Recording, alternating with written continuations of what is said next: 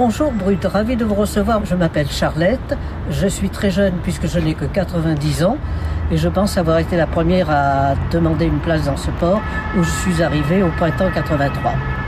Et je ne l'ai jamais regretté. Pendant ce temps-là, au port de l'Arsenal à Paris. Visite de l'intérieur maintenant. Allez.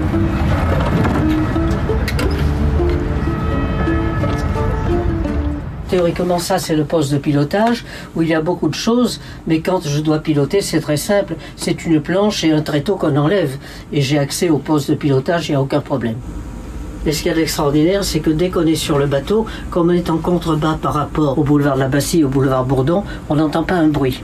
Je me déplace tous les ans parce qu'on a une obligation de sortie. La capitainerie veut s'assurer que tous les bateaux sont de vrais bateaux, qui sont navigants. Donc je vais passer 21 jours à la Villette tous les ans. Ce bassin qui était un bassin commercial ne servait plus à rien. C'est M. Chirac qui a eu l'idée de le transformer en port de plaisance. Donc merci M. Chirac. Là on descend dans ce qu'on appelle le carré, qui en fait est le salon de vie au quotidien. Mon mari était médecin militaire, donc j'ai vécu en Afrique longtemps, et me retrouver à terre derrière les murs d'un appartement, ça ne me ressemblait pas. Donc le goût, l'idée, tout de suite, quand il a pris sa retraite, ça a été de partir sur un bateau. Moi, à mon âge, je serais dans un appartement, je ne verrais personne. Alors que sur un bateau, je ne suis jamais seule. J'ai déjeuné à midi au restaurant avec un de mes voisins. S'il ne me voit pas 2 jours de suite, la capitainerie m'appelle pour savoir si tout va bien. Donc, c'est ne pas être seul. Et ça, c'est formidable. Oui, mon chat, qu'est-ce que tu regardes dehors?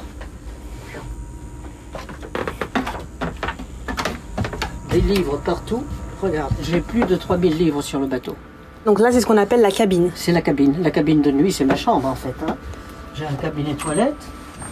Bon, j'ai ma douche. Pas de problème, hein. On vit normalement, hein.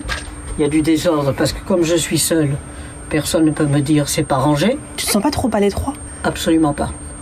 Mais même quand tu habites dans un château, tu t'assois toujours dans le même fauteuil à la même place. On n'a pas besoin de grand espace. J'ai une cuisine, frigidaire, machine à laver, congélateur, il y a tout. Et mon chat. Un bateau d'une quinzaine de mètres, on paie entre 700 et 800 euros par mois. Mais on est en plein Paris, on peut pas se plaindre. Hein. On ne peut pas laisser quelque chose ne pas marcher, ne pas fonctionner sur un bateau. Donc ça demande de l'entretien, ça c'est évident. Par exemple, si tu as une mauvaise arrivée d'eau, il faut que tu saches d'où ça vient, puisqu'on est alimenté par les bornes dehors de toute manière. On paie l'électricité, on a des compteurs. Bonjour. Qu'est-ce que tu fais? Tu travailles sur le port toi aujourd'hui? Ouais, c'est ça. Il y a eu une coupure d'électricité ce matin, mais ça a été très bref. Si tu devais résumer ta vie sur un bateau, qu'est-ce que c'est? Ben, je te dis, moi c'est avoir trouvé le paradis sur terre, vivre sur un bateau. Je remercie Brut d'être passé me voir. J'espère ne pas avoir dit trop de bêtises. Vous pouvez passer quand vous voulez. Et coucou, à bientôt.